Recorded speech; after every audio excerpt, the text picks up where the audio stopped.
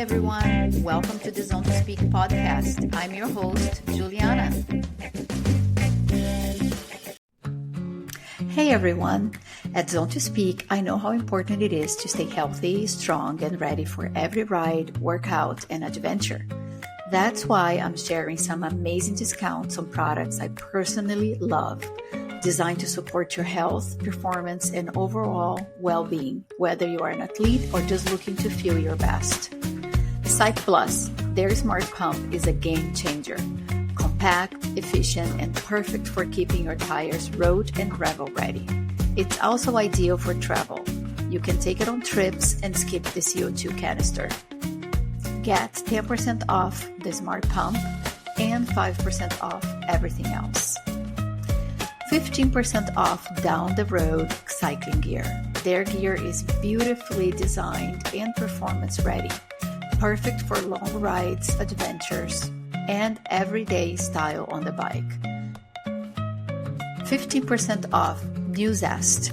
Fuel your body with clean, plant-based nutrition. Their Clean Lean protein provides a high-quality, easy digestible protein source with no artificial additives, perfect for recovery and sustained energy.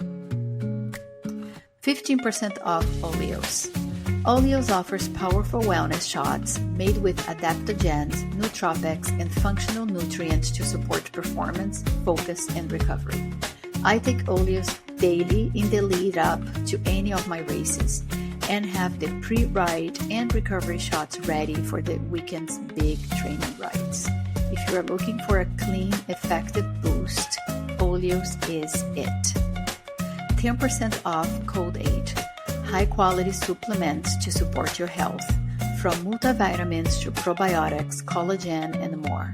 I personally take the women's fermented multivitamin and creatine, and I feel great with them. No nausea, just steady energy and support for recovery and daily health. 10% off Clearly Not Coffee, a delicious coffee alternative made from functional ingredients like mushrooms, maca, cinnamon, and rhodiola, designed to give you calmer energy, sharper focus, and immune support. Honestly, I can't live without it anymore. It's been such a boost of energy and has helped me navigate perimenopause with more balance and ease. 35% off Frey Skincare, made for active lifestyles. Designed for skin that sweats, their all-natural, vegan, and cruelty-free products keep your skin protected and fresh. I have been using Frey for about 10 years and my skin stays young and has never had a breakout since. You can find all the discounts listed in the episode description. Just use code ZONE2SPEAK at checkout to unlock the savings and let these incredible products support your health and performance. Now, let's get into the episode. Gear Talk is back. In this edition of Zone to Speak, we are diving into the latest and greatest from the tech side of the cycling world. I'm joined once again by the ever knowledgeable Aaron Borrill, cycling tech journalist, for a fresh round of insights, hot takes, and gear geekery. We'll dive into the nuts and bolts of the real-world essentials like smart pumps, layering strategies for unpredictable conditions, tubeless valves, and gravel tire choices. We'll also talk about the value versus performance debate. Are high-end components really worth it, or can budget-friendly alternatives from lesser-known Chinese brands hold their own? Let's talk gear. Aaron, welcome back. Thanks for having me, Juliana. Always good to be on the podcast and to talk everything cycling. So yeah, I'm really happy to be here. And what better way to start off than talking about cycling pumps or smart pumps, to be specific. So for me, I've got different opinions on pumps and pump strategy. Obviously, I've got a whole lot here. I use floor pumps to top up my tires, to seat my tubeless tires. I carry a mini pump with me, and I've actually got quite a few smart pump options I've been testing over the last few months. And perhaps for our listeners, it's worth explaining in detail what a smart pump is. Good idea. Yeah, so it's a small sort of square-like device that you can carry in your pocket. It's a type of pump. It features basic inflation. It often incorporates technology for convenience and accuracy.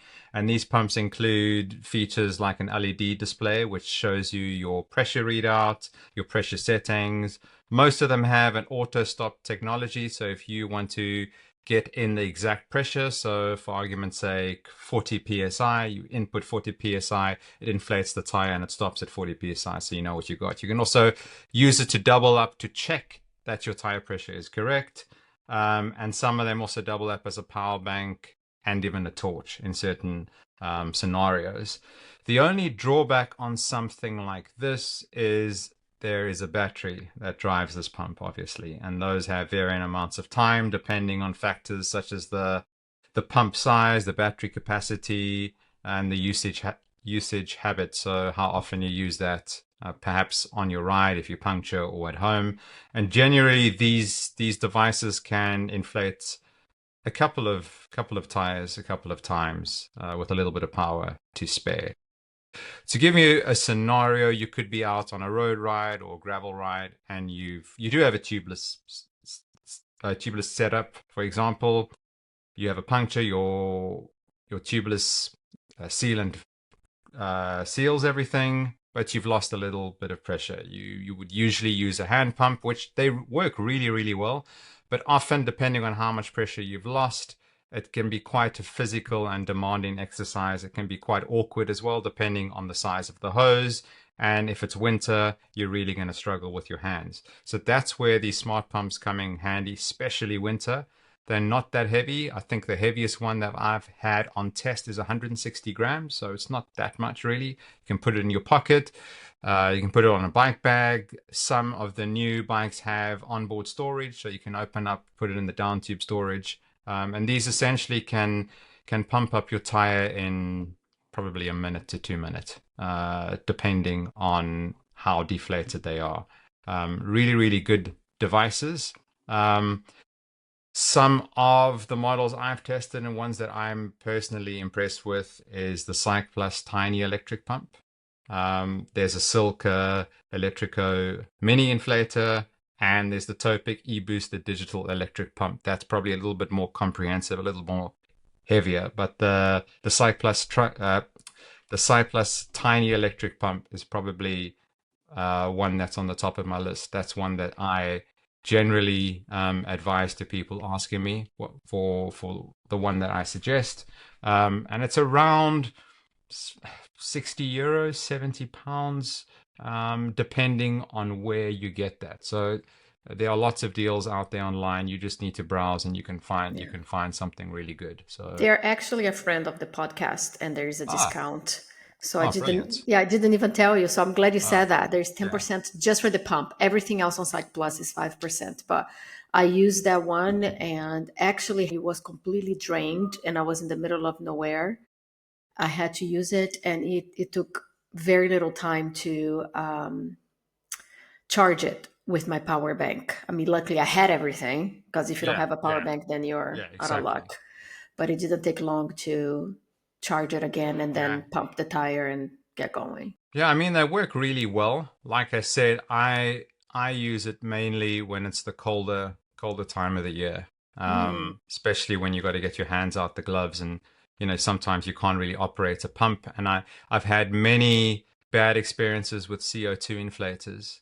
They generally work really well, but the little adapter that you plug it into or screw it into, those get worn out pretty quickly. And I've been out a couple of times where I've been stranded because I only had the CO2 canister and adapter with me, and I couldn't inflate the tire, and that's the worst feeling ever. So yeah, in for summer, me, the CO2 is just, I mean, luckily I haven't used enough times.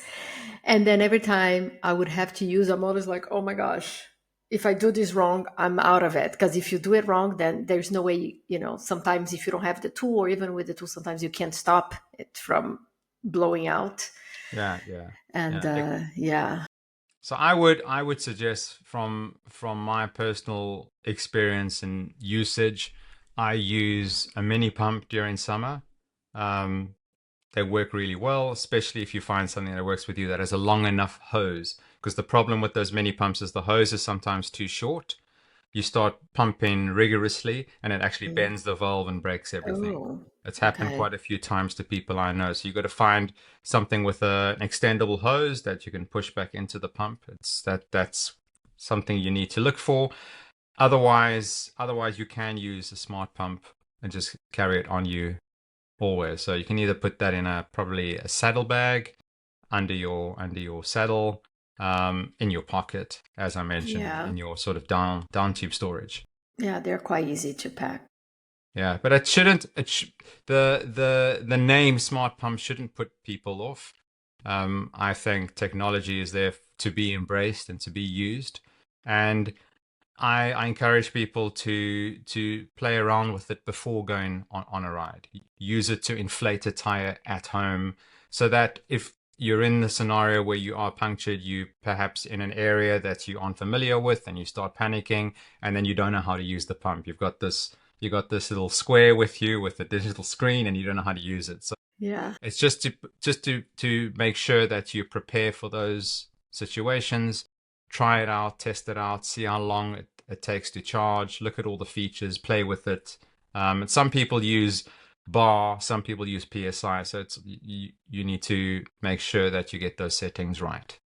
Yeah. Yeah, good point. And also, what do you think about?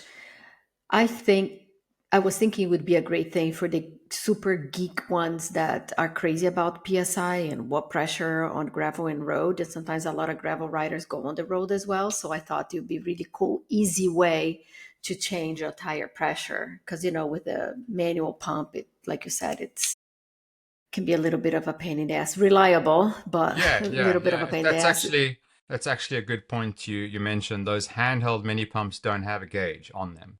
So you kind of going on feel and you can never pinch a tire or push a tire and know exactly what pressure's in.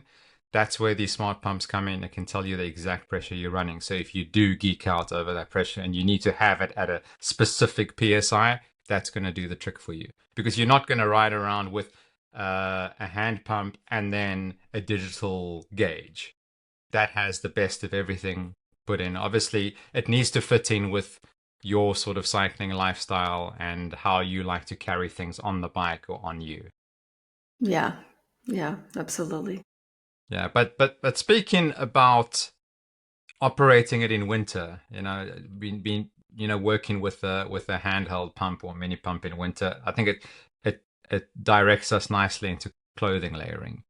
And clothing layering is very important during the shoulder season, so autumn and spring, and then going into winter.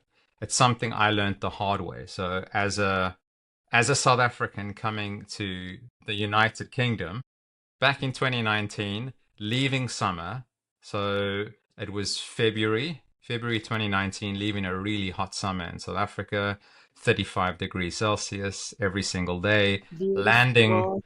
Yeah, very, very awesome weather, landing in the UK and snowing. Never Yeah. seen snow before in my February in the life. UK. Yeah, really, really hard. Yeah. Had never seen snow before in my life, and we were greeted with snow. Um, and I love riding my bike outdoors as a South African. I had to embrace the smart trainer and riding indoors, as the years went on. But when I first got to the UK, I didn't have that luxury and I was ready to ride outside. And I thought I had the clothing to help me get through my first ride. And I didn't. South Wow. African winter clothing is very different to the Northern Hemisphere winter clothing. And one thing you learn very quickly in the Northern Hemisphere is the art of layering, because it is an art. Um, So educate us. so the main aim of layering or riding in winter, it's a multi-layered approach. So to start with, it's mainly your core that you need to keep warm. Any decent thermal bib tight is going to work for you.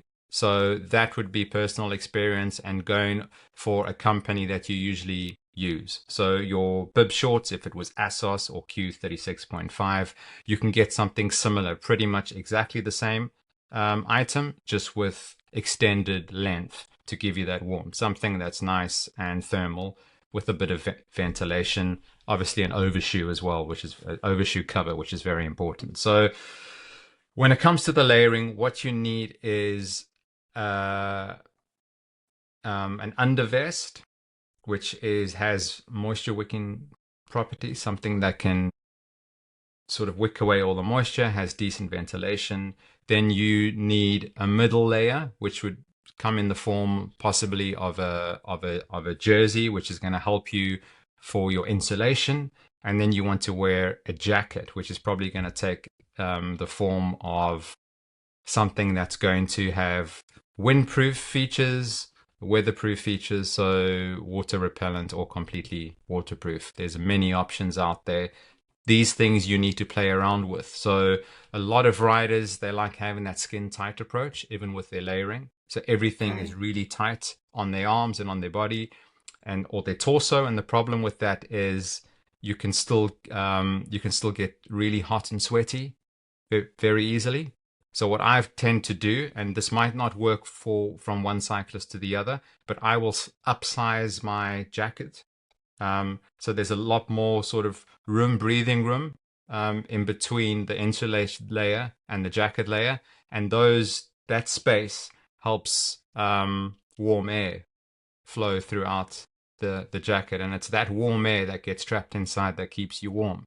It's a different story if you do puncture and you have to get off the bike and it's maybe 0 degrees or -5. You're going to get cold. There's no clothing out there that's going to prevent you from getting cold, or when that sweat starts getting to the point of freezing. Unfortunately, I haven't found anything that can solve that solution. But if you don't happen to puncture and you're on the move, if you can layer your clothing so that you can wick away that moisture, have a bit of ventilation to get rid of that heat, that's the best way to approach that. And obviously, there's a couple of other ancillary items of clothing that you can pair with the clothing on your body. That could be a buff for your neck and your face to keep your face warm, some kind of riding beanie under your helmet, the overshoes, as I explained. You get various types of overshoes. You get your aerodynamic ones, you get your waterproof ones, you get your rain resistant ones. That's also something that you're going to have to play around and experiment with, so that it can, whatever works or suits you.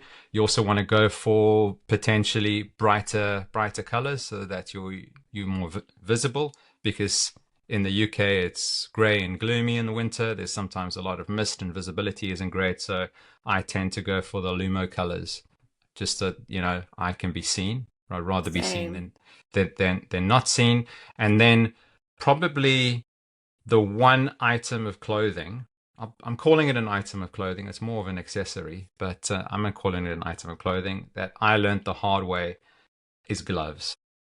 So if your hands are cold, you cannot operate the controls or the handlebars. Yeah. I learned it the hard way. I thought that any kind of long finger glove was going to work.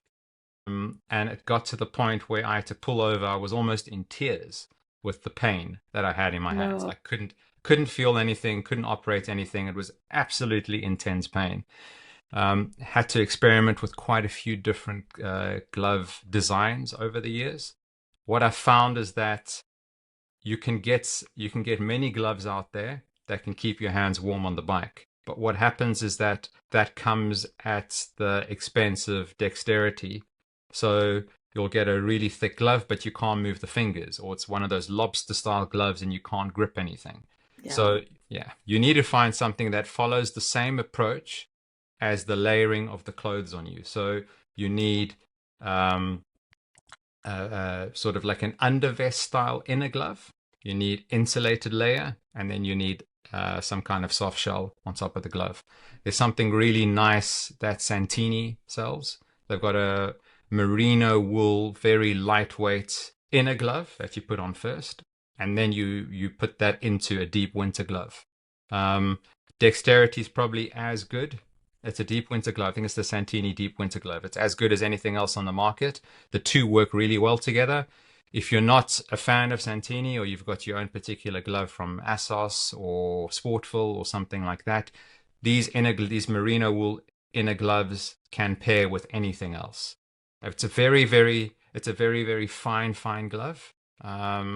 It's hard to explain. It's almost like a glove that the someone in a jewelry store will use to pick up like diamonds or the rings or whatever, but it's just made from a very fine merino wool. So if Wow, you I can get if love that tip because, yeah, I'm always cold. And yeah, having this inner layer sounds like a perfect combination to put under yeah, whatever glove that you prefer.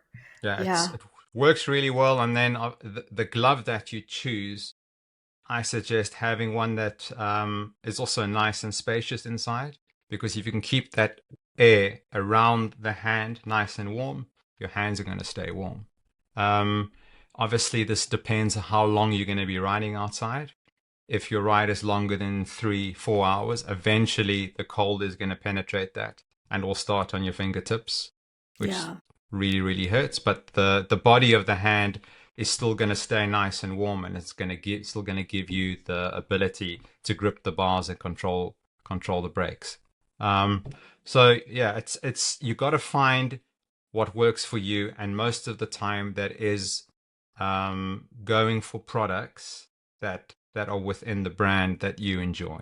So whatever the brand of clothing you use, I would look at their winter range, and I would use potentially autumn to start experimenting. Spring, most of the time it's much warmer, but when you go into autumn, you're going to get a day that is probably under 5 degrees, and then the next day it could be 19 degrees. So I would use autumn to experiment. Usually you can find some really good clearance deals. There's still winter clothing in stock. Most of the brands and the shops want to get rid of that so they can clear it to get the new season in, and you can get yeah, really good deals. So it's a lot of experimentation. I've found what works for me. A lot of the Italian brands are really good for obvious reasons. It gets really cold, and they've done their engineering. They're really good at their clothing design and the science behind it. There's a lot of like technical know-how that goes into those garments. Just wearing any kind of jacket, it's not going to keep you warm. I was of the opinion, if I can just put on a jacket or a raincoat or some kind of leg warmer or arm warmer, it's going to keep me warm. No, it's not. It's not going to keep you warm. It's very important to look at those yeah. materials and how those materials work with your body and with the other garments that you're wearing too. Yeah, absolutely. Yeah, as you said something now like that works with your body because you also need mobility on the bike, like you said, Yes. with the gloves. And something else you touch on that I think is super important, which is something I do also learn the hard way, is ordering a size up of my regular Yes. size for the outer jacket because I think it's important to have that ventilation as well. I mean, you're layering, first of all, so you're going to be a little bit bigger. Yeah. Yeah. But also, I think one big mistake that a lot of people do too is just putting on any jacket because they think it's warm, and it is, but then you're sweating it. And it's just like a car. If you're sweating that much, it means your engine is overheating and it's not going to work. And then you're opening the jacket, then you're getting cold, Yeah. Yeah. and it defeats the entire purpose. Yeah. It's all about the ventilation and the insulation and the weather protection and how those three work together. And there are a lot of solutions and options out there.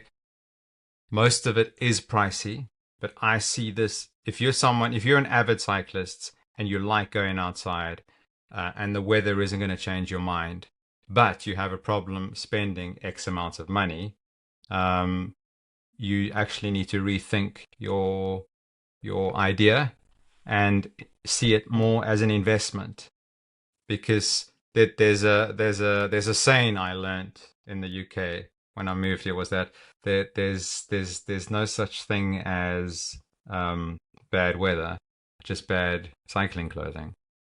Something Yeah, like that. I might have got it yeah. wrong. I think it is something like that. Yeah, I heard it as well now that you said it. Yeah, and it's true. If you have the right gear, you're fine.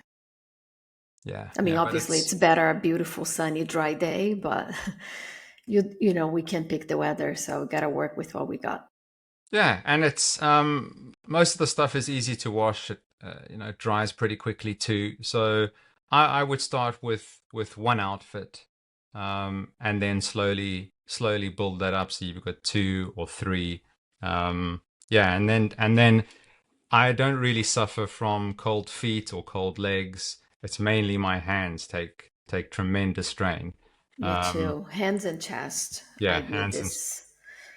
Yeah. and ears. You can act. There's also like headbands that you can use to protect your ears from the cold.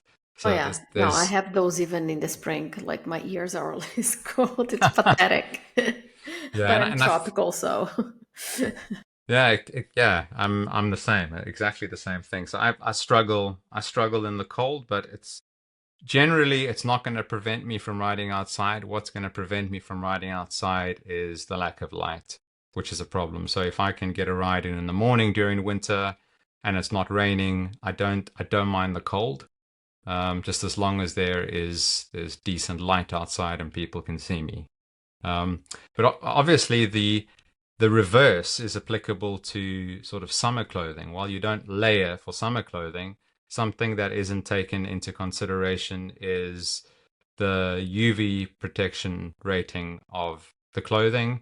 And a lot of the riders I know that will go to Spain in summer on training camps or the Canary Islands, they wear a mesh jersey, forget to put sort of sunscreen on their torso and their back, and they get absolutely baked. So you need to look at the quality of the jersey. I know it's going to be warm. You want to get out there, you want to enjoy the sun, but you need to also protect your skin, and protect your torso and your back, because those are areas you can't see. You can't see on your back, and yeah. sun can also present many problems. People with various skin cancers and melanomas need to look at your clothing and then what kind of sun protection you use. Yeah, good point. And also, I have started using a lot in the summer a base layer as well under my jersey because it adds another layer of protection, but also absorbs a lot of the sweat. So Yes, my exactly. jersey is not like all sweaty. Um, and I love the brands that are doing now long sleeve, like super light long sleeve jerseys for the summer because then it protects your skin, and I love that. Some people hate because it feels like it's gonna be so hot, but actually it isn't. Yeah, I like it. yeah. It just depends. Yeah, I mean, it's going to affect the sun is going to affect different people differently. So I'm of Mediterranean descent. My mother's Italian. I've got I don't know what you would call it, like a Olive olive type skin, skin. yeah, I don't burn. I don't burn in the UK. I didn't really burn in South Africa, so I'm pretty resistant. But at the same time, you don't know the long-term damage of UV and what it can do. yeah, So, it's different if you go out one day and you don't put the sunscreen on, but it's the cumulative effect of what it's doing to your skin that you need to consider. yeah, And there are a lot of people also. You mentioned the long sleeve jersey. There's a lot of riders who will use a UV protected sort of arm, not an arm it's a, warmer, but some kind of arm yeah, protector, if you want to call it yeah, that. It's the same thing as an arm warmer, but it's light, it's breathable, there's a lot of ventilation, it keeps you cool, it protects your arms. yeah, yeah. I seen those. Yeah, I had one before, and now I'm just wearing the jersey. I'm not a fan of the leg warmers or the arm warmers. I feel like it just hugs me so tight. But again, it's all about preference, right? Some people like It that because is, they can yeah. take it out. I like the long sleeve jersey. So like, just like I like the long, what do you say? Pant bibs, trouser bibs. Yeah, the bib longs, yeah. Yeah, The instead of tights, yeah. arm warmers. I mean, leg Yeah. warmers. Yeah, the problem with the leg warmers and the arm warmers, that's also something you need to shop around with and look for the right fit, because a lot of them, a lot of companies see them as an afterthought and something just they can make from offcuts really quickly. And I find Yeah, that the the gel layer, or the piece that sort of fastens up, it is too tight. And on some people, it can create this kind of like sausage looking yeah, indentation. that's my And legs. people don't like that. It is Yeah, something hate. to be self-conscious over. And it Um, hurts. It does. like, It does. yeah, when you're And pedaling it it or looks like, it looks it looks strange as well, like yeah, through the bib shorts, you know. yeah, If that was elasticated and had a long elasticated layer that could actually hug and form the leg and spread the tissue, that's the best way to look at it. And there are a couple of options out there, but it's the same with bib shorts and bib tights. Some have a really tight elasticated cuff, which digs in. It doesn't look nice. It doesn't feel good. it's true. Yeah, and there are others that have a much sort of a longer elasticated cuff, which it has various. I don't know how to explain it really, but the tension of that elasticated cuff sort of disappears the higher you go up. So it supports the skin and evenly spreads around the skin. Those are the Yeah, best options for me. Yeah. yeah, yeah, I agree. Cool. So the next thing we were going to talk about are tubeless valves.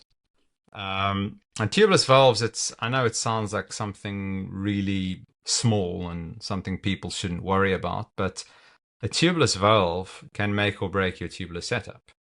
Yeah, I already spoke about how when you're inflating your wheels roadside, if you've had a puncture, depending on what you're using, that can actually break the valve stem.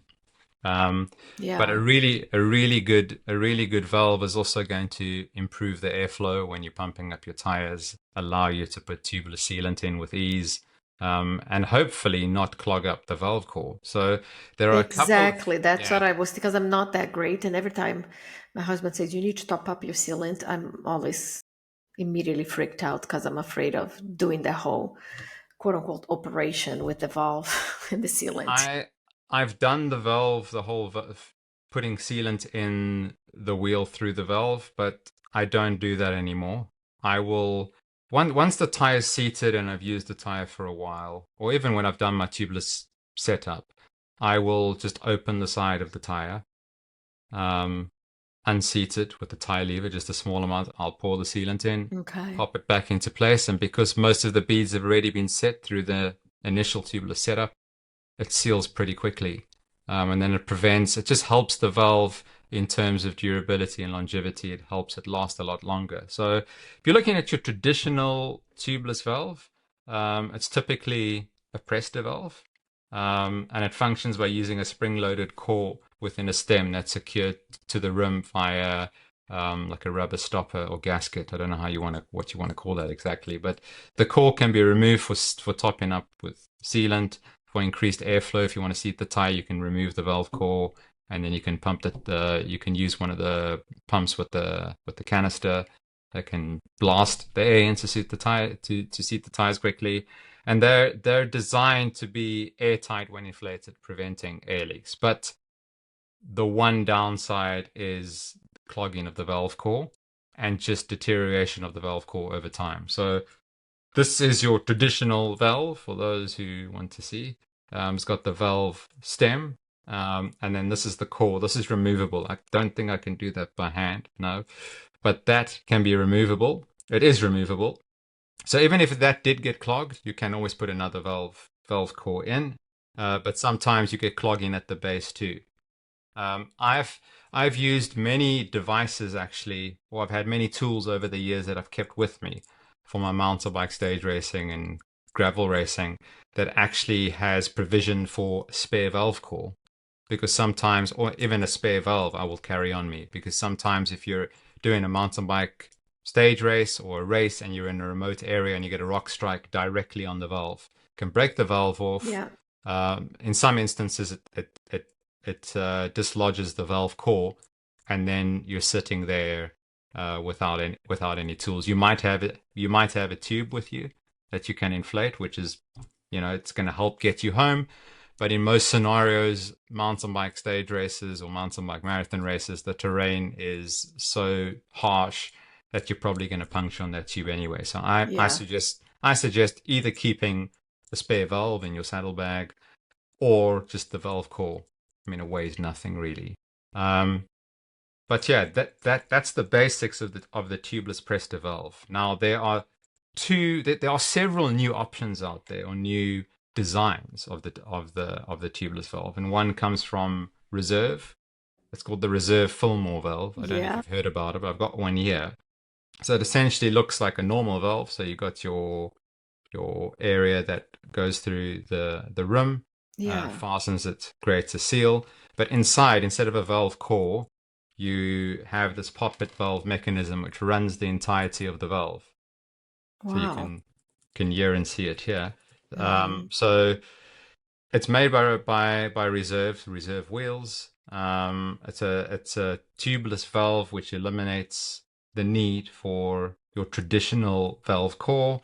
It utilizes this poppet valve mechanism, as I mentioned, where it's essentially a steel plunger with an O-ring at the bottom, which is pulled into the base when the cap is tightened. So this cap essentially fastens that in place, pulls it up so it's secure, and at the same time, if you loosen it a little, you can tap on that And to and to remove would air. that be where you also can inflate the tire, or Yes. you need to take the top No, out? no, you need to take the top off to Okay. inflate the Okay. tire. You can essentially just press on this like a normal valve Okay. to release air, but you can sometimes release too much air. So I suggest you use the lid or the valve cover, because it's still got the top of the plunger still has a little bit Mm-hmm. of thread in it. And if you Okay. look inside the valve cap, there's a little small section that's threaded too, and that's designed to thread onto the plunger. So not only does this valve protect the top piece, and when it fastens on, it holds everything in place, but the top part that it gets threaded into also operates as a means of you releasing air. So you can release it incrementally rather than releasing too much. Got it. So it works quite well. And does it work in any tire? I mean, This any wheels? room, yes, this Yeah, can yeah. work in any room. I've got this fitted to a set of reserve wheels, but I've also got it fitted to regular. It's compatible with any room. And Amazing. obviously it comes in different valve stem sizes. Yeah, the main aim with this was just to improve airflow, to prevent clogging with sealant. I'm yet to get any of these clogged with sealant. It's a different approach, and you just once you've got your head around it, um, and you work out how it works, it's a pretty simple way of operation. But it's a new thought process around the valve. There's another player that's entered the space, Markov. Markov recently released the big bore valves, and the big bore valve, um, also it's tubeless in operation, and it works by utilizing a lever operated ball valve to control airflow. I don't have one of those with me, unfortunately.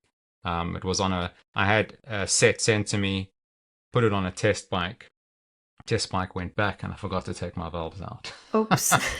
Yeah, one of those So things. you still But need to test and then let us know which one you think it's best. yeah, I don't know. Is there a yeah. big price difference between the two of them, Mokoff and Reserve Fillmore? Um, I'd be lying if I told you I knew the exact price difference. I they work they work really really well. If you're meticulous about this type of thing and you like a really, really clean setup and you want the same tire pressures every single time and you don't want to be hung up with pumping up your tire and then sometimes the air doesn't go in, or the gauge doesn't reflect straight away, or it gets clogged and you can't get anything in, I would suggest going for something like this. If you're really good when it comes to cleaning and putting in new sealant and making sure everything is 100% clean, removing valves, taking all the latex sealant out, you're probably not going to have a problem. A normal valve's going to do the job just fine. But over time, you are going to run into a lot of issues with the valve core clogging up, and eventually sometimes the valve stem itself deteriorates, Yeah, I feel and like I breaks need one too. of those. Yeah, it's worth trying. I personally like the Reserve Fillmore valves. I've been using them for about 2 years now, and the improved flow it's absolutely unreal. letting air out and putting air in. You just need to ensure you keep the valve caps because they work with these proprietary valve caps. You don't want to lose one of those. You could essentially use something else, but I don't think the valve will work 100% without those because that valve actually pulls the bottom part into the base of the wheel. Makes sense.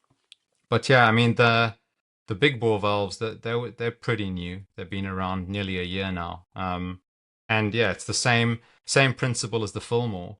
The design just eliminates the need to remove a valve core for sealant, um, filling and inflation. So it's just a faster, easier process, and it's just something people don't think about when it comes to a tubeless setup.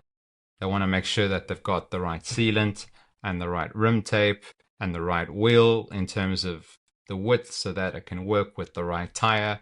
But the humble little valve is often overlooked. And yeah, I mean, True.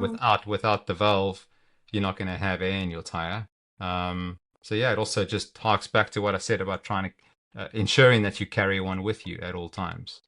Um, it's you never want to be on the side of the road and you're stuck.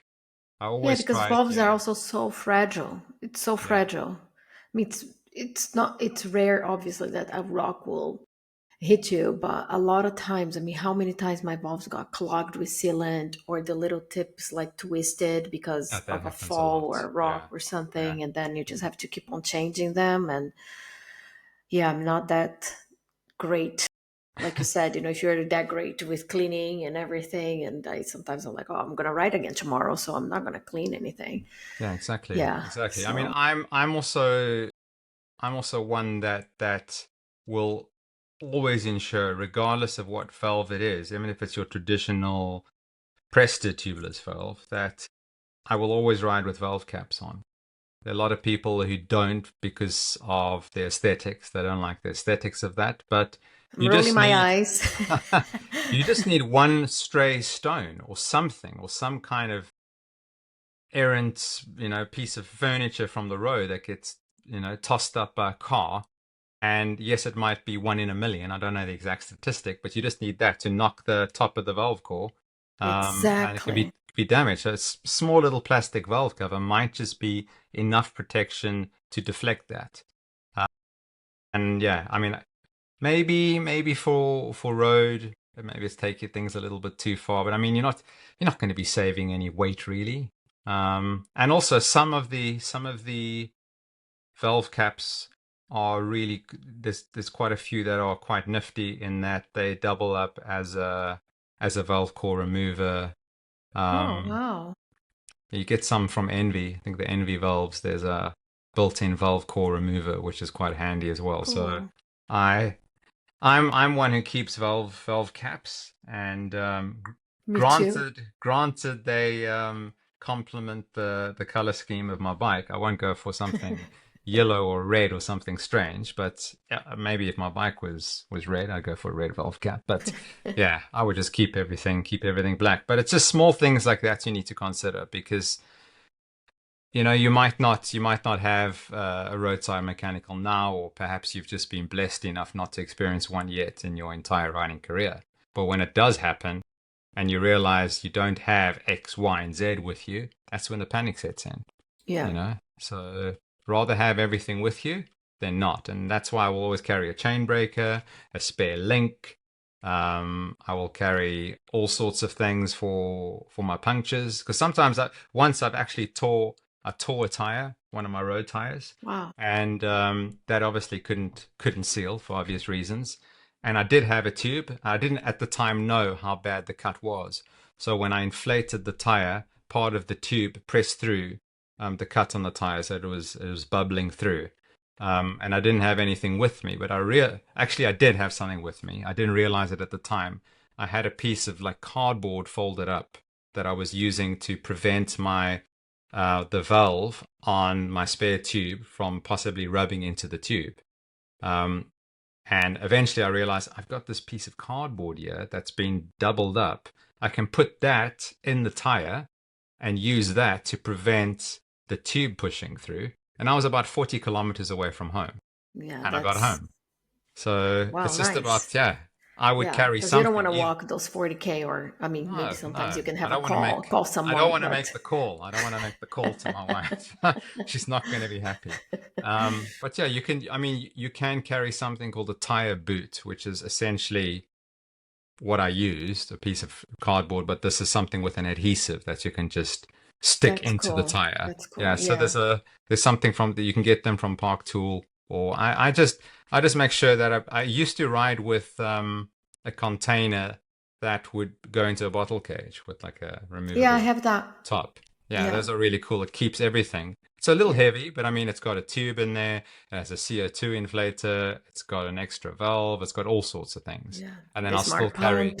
yeah, I'll still keep the pump with me too. So I've got Yeah. absolutely everything in there. So it's worth looking at your riding strategy and then what you can use to prevent issues in the long run, because eventually you will be confronted with a puncture or a broken chain or a cut or something.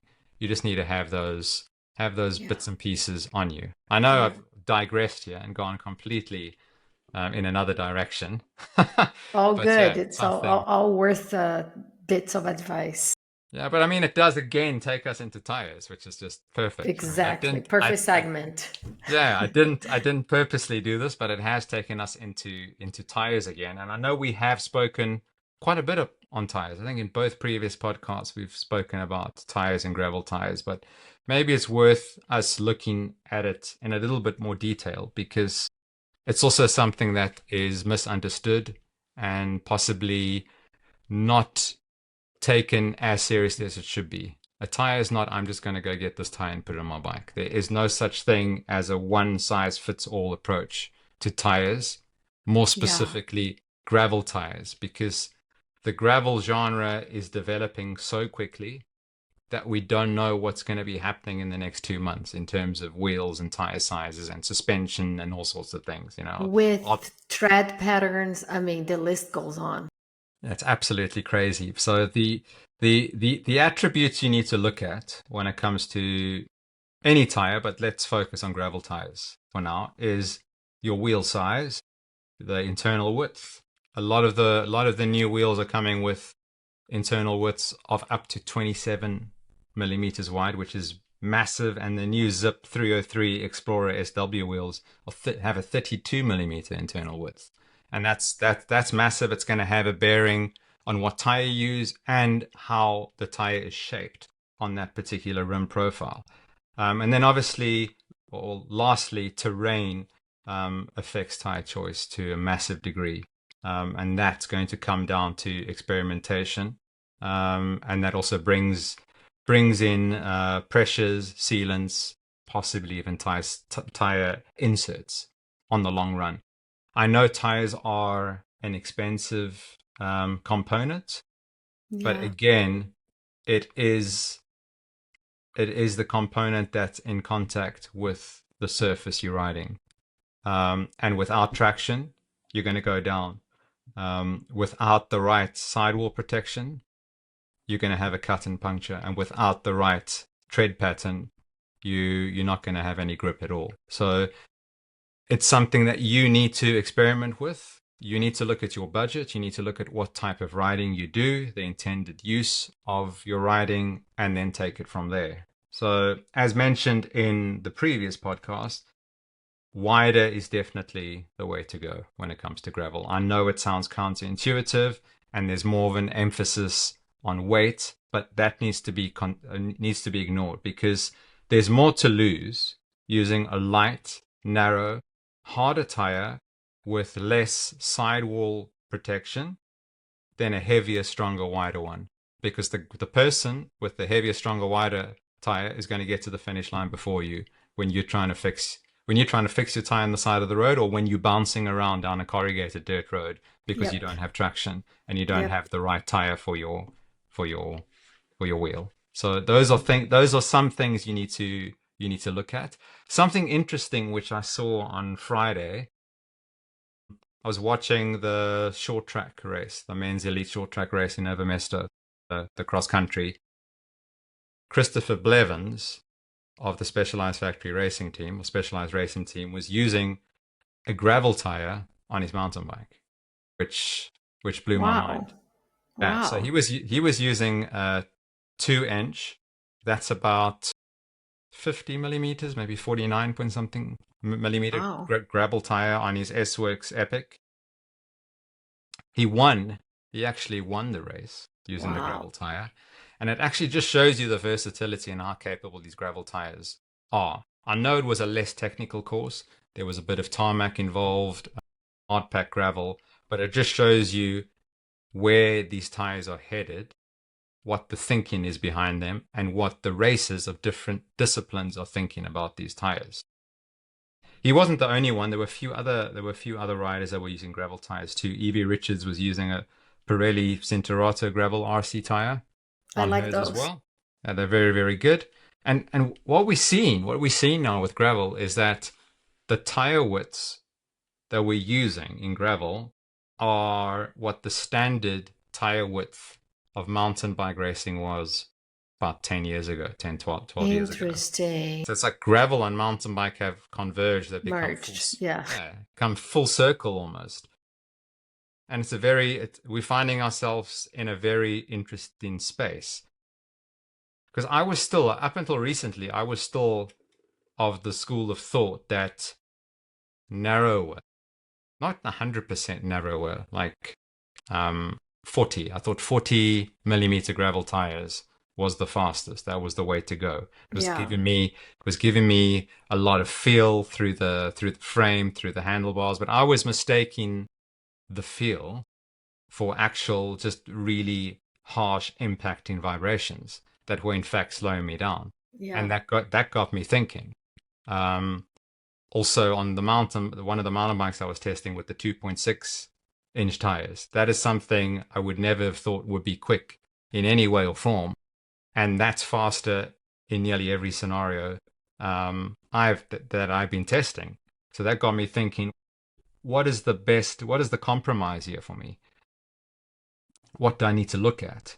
And yes, it does depend on the riding you do. Perhaps you've got a route that has 50% tar, 50% off-road, or you do everything off-road and it's corrugated farm roads in the USA or Australia or South Africa.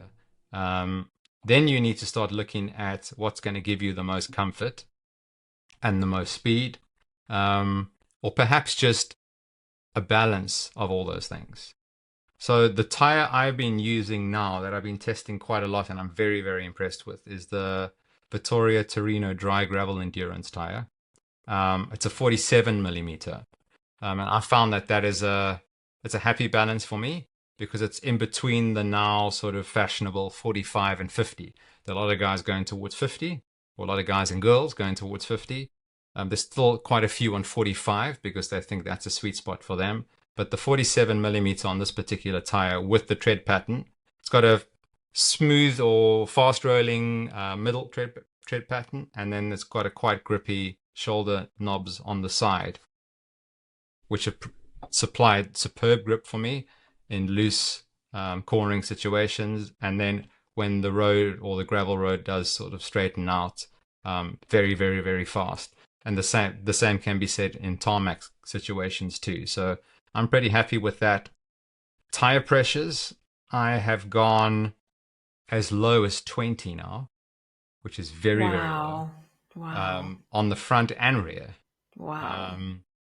And the performance hasn't been affected. It's actually faster. Amazing. The only concern I have is that if I did pick up a thorn or something perhaps burped the tire because the pressure's so low, I'm going to lose so much that it's going to be unrideable, and that's got me thinking about possibly incorporating tire inserts. I was going Which to ask, when do we put inserts? I mean, I did have insert once, and it was at the migration gravel race because I was terrified of having a flat because of the terrain. So tell me Yeah, more. Sorry, I it's going to interrupted you. be no worries. It's going to come down to the race and the terrain, as you said, Yeah. and perhaps how low you ride your pressure so that there's no sort of failure on that tire. I don't think we're at the point where we need to be worried about any kind of tire blow-offs when it comes to off-road tires. Hmm.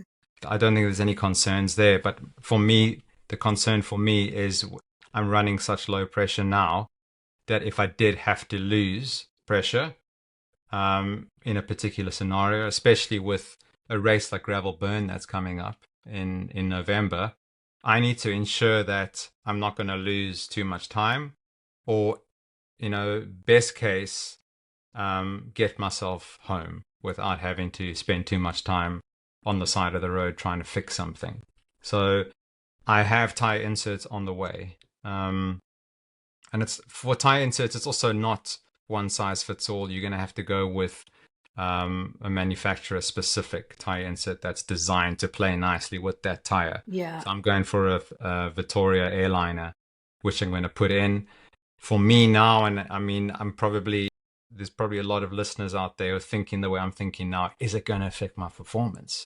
Right. Is it, It's is it going to, heavier. yeah, it's heavier. What's the feel like? Is it going to feel like I'm riding a road bike from the 80s with perma tubes on? Am I going to get that same feedback, the same response?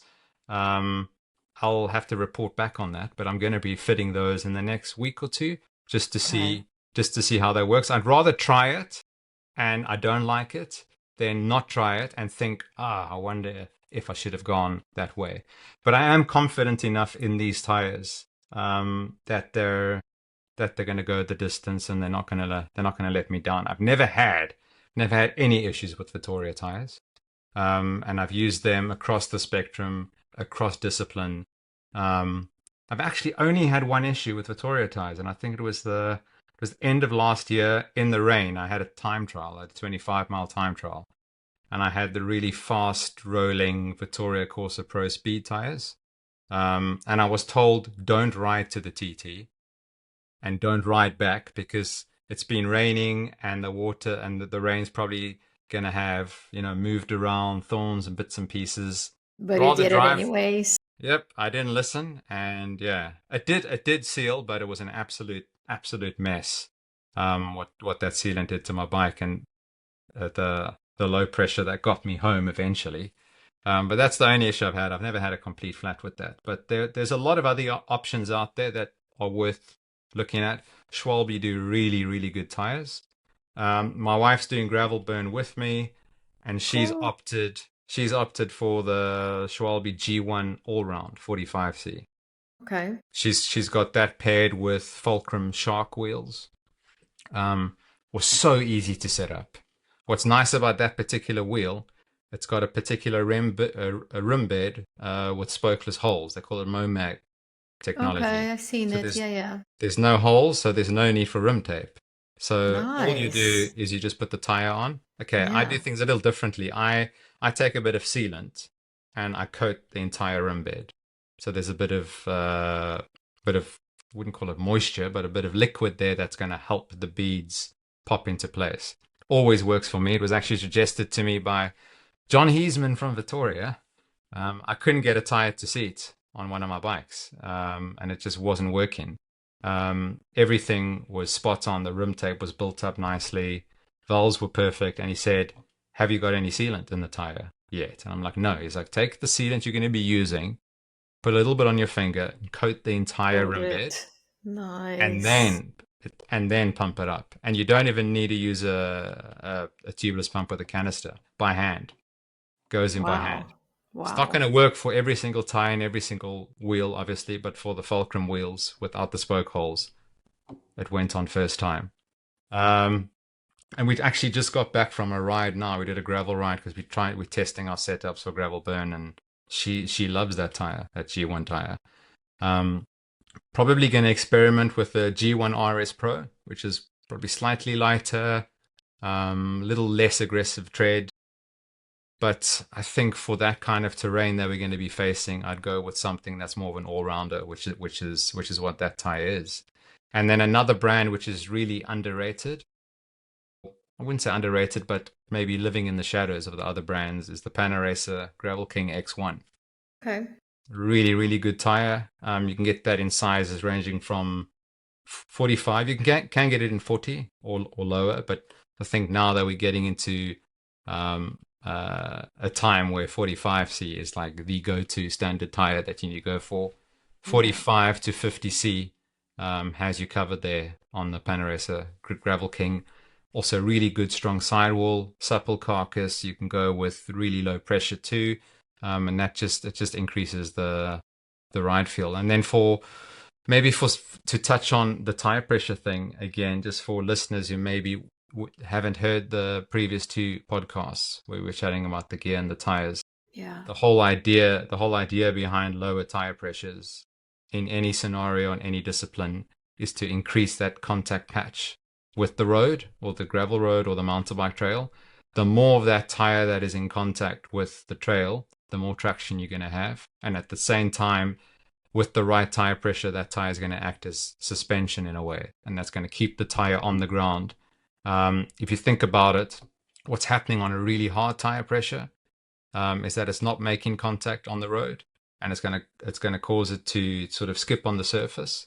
You're not going to be able to put the power down, and you'll probably find that if you're riding too high tire pressures on a mountain bike or gravel bike in a race, you're going to really battle to stay in a group, because everyone else is going to be able to put down the power because of the improved traction and the improved comfort, Yeah. and you're going to be bouncing around. It's a Yeah. little bit, Well, yeah, it's a if people are little bit, rolling and then, yes, yeah. and you can feel it. You can Yeah. absolutely feel it, and you know that compound fatigue. If you're doing a stage race, you're going to be feeling that on day 3 or 4. You just, your neck, you're going to be tensing up. You need to stay relaxed, and that's going to help you stay relaxed on the bike. Slightly different if you're a road racer. You can probably go a little harder on your tire pressure. Most of the time, the roads aren't as bad. In the UK, they probably are. Yeah, I was gonna Um, say some tarmac is worse than gravel, some, but yes, some is, but the whole idea is to, with lower pressure, is to create a bigger footprint so that the tire and the wheel and the bike can work as a system. Traction can be improved, comfort can be improved, and then you essentially go faster for less energy, because you're going to be using less energy to put that power to propel the bike forward, or you're going to be using less power than if you were on a tire with harder tire pressure. I know it's counterintuitive, and I know you're thinking impossible. It's not. Go try it out. Go test it. Let me know what you think. Send us some comments and feedback. I'd love to hear what people say. But there's a lot of tire guide and tire pressure charts on various websites. Most of the time, it comes down to your weight, but at the same time, that is not it's not the defining factor, because it's also the weight distribution of the bike. It's your it's bike true. fit. It's how much weight you got on the front or the rear. In most scenarios, in almost all scenarios, you can have less tire pressure in the front than the rear, but at the same time, you just need to play around and see what works for you. So I'm currently on 20. I don't think I'm going to go lower. I probably could. I'm about 61 kilos, so I could go lighter according to some of the charts, but it just doesn't feel right to me. I don't think Yeah. I could go into the 18 psi on the front and back. I don't want to bottom out a tire, especially, you don't want to damage your wheels. That's something else to take into consideration. If you do go too low, you're going to bottom out that tire, and you can possibly hit that wheel on a rock or really hard surface, and then you crack it. So it's something that you need to explore by yourself. See what works for you. Look at your body weight. Look at what you're going to be wearing too, and if you have a hydration pack on, because that's going to increase your weight. So you've got to take everything. Helmet. I would go and weigh yourself with all your kit on, shoes, everything. Hydration pack, things in your pocket, your gels, all your That's a good nutrition, point. and then use that as your starting point, and then take it from there. Yeah. Yeah. I just going back, I might give it a try to the Victoria tires you talk so highly about. I have using Pirelli and I love them, but I don't know anything else kind of. So I might give that one a try. I want to have something that has more of the traction on the sides and rolls well on the middle, because I do a lot of jumping between road and gravel. So Yeah. So that that sounds that like a good option. It's a good option. So that's the Vittoria Torino Dry Gravel Endurance in 47, but they've also just launched the Torino T50 Mixed Gravel Endurance in 45. I actually have that here. It's the tread isn't as defined as the dry endurance, but it still has a very thin Yeah. centered tread Hmm. with smaller shoulder knobs. Yeah. But the one I'm using, it's slightly more pronounced on the sides, but it's a different type of gravel I'm going to be confronting. Massive corrugation roads, farm roads for hundreds of kilometers, and then like crazy sand in the corners. So the trucks, the farm vehicles, create these corrugations, and the tires push all the sand out to the side. So you need to have something that can roll well, take those corrugations well, and then grip in the looser areas. Because you can just imagine a bunch of men racing, going into a corner, going into Yeah. sand. It's just, yeah, Yeah. you can picture it. It's not a pretty sight. It's only So, May, but I already can't wait to talk to you once you're back from Gravel Burn. I want to hear all about it. yeah, I'm very excited with that. It sold out last week. And apparently the field is 50-50. So 50% international, 50% South African. So Wow. it's a That's really massive, cool. massive international field. So I think it's only going to grow from here, and it's something new for the gravel rider. There's a lot of one day events and ultras, there's nothing wrong with that. Those are really cool, but this is just going to draw more of a spectacle, I feel. So, if you're looking at the founder, Kevin Vermaak, who created the Cape Epic, and we know Yeah. what the Cape Epic is and how um, innovative it's been in terms of race coverage, you can just imagine what we're going to be getting from gravel burn, and then obviously attracting those massive pro fields, having those big names, being able to, Huge names. Yeah. yeah, just being able to, sit at the campfire and chat to someone like Jasper Stuyven, or have supper with him at night, and just have people together, all walks of life, no egos, just really, really good racing and a great experience under an Yeah. African sky. And Oh, it's not much that's magical. I just nothing. love stage race. For me, it's the best setup out there. Yeah, and it's everything. It's going to be wildlife. There's going to just be, yeah. I haven't been back in 6 years, so it's going to be nice just to see, how things have changed in the country, and then ride a region I've never actually been to. So, and Very then cool. obviously, and then test the bike, and just see how that performs, because it's a full-on race bike. It's not a, I mean, there's a lot of blurred lines in terms of what the ultimate gravel bike is, or the ultimate gravel setup is. And in Europe, there's this sort of endurance bikepacking theme that runs Yeah. through a lot of the guys. So they want mounting points, they want even larger tire clearance, they want to know where they can put their bags. But I think something like a gravel stage race, where it's going to be crazy average speeds. You want something that's kind of like a race thoroughbred. Um, and I'm not a Cannondale evangelist, but the geometry does really work well for me. And because my road race bike is the Super 6, the natural step for me was to get something that mimicked that geometry, but in a gravel version, and that's the Super X, which is absolutely rapid, even on the tar. You could essentially use that as a road bike if you had the Wow. right chainring set up front. Yeah. Yeah, very exciting. You're going to Looking forward be to that. having a great time. I know it. Well, thanks for all the insights. It's always so great to hear from you and have you be part of the podcast. To all the listeners or anyone watching on YouTube, send us your feedback, send us any question you have, anything that you like us to cover. I'm sure we'll be talking to Aaron in the near future. Thank you. Thanks very much, Juliana. Always good to be on, and I look forward to our next episode. And whatever the listeners want to know about, I'm happy to share my knowledge where I can. Thank you. Thank you. And that's all for today's episode. I want to thank the listeners for tuning in. Your support means everything. If you enjoyed this episode, please consider following, leaving a review, and sharing it with your friends.